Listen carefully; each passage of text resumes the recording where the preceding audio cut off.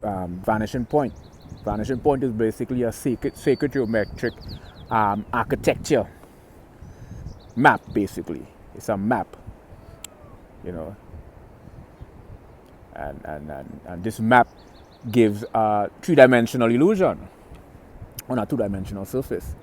And this three-dimensional depiction is really illustrated not just through these vanishing point and these perpendicular and diagonal angles. It's the fact that you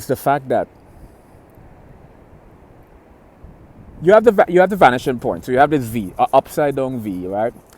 And the point of the horizon, basically, any object at the point of the horizon becomes relatively smaller, regardless as if that object far away is bigger than the object close to you. So the closer the horizon is, the smaller the object becomes, and it becomes more soft. You know, things that our eyes or optical illusion, we are jaded to this phenomenon that things at far distance tend to appear more soft. We're oblivious to this, or we are aware but oblivious. So on a two-dimensional canvas, things that are far apart are soft and smaller and soft. And as things begin to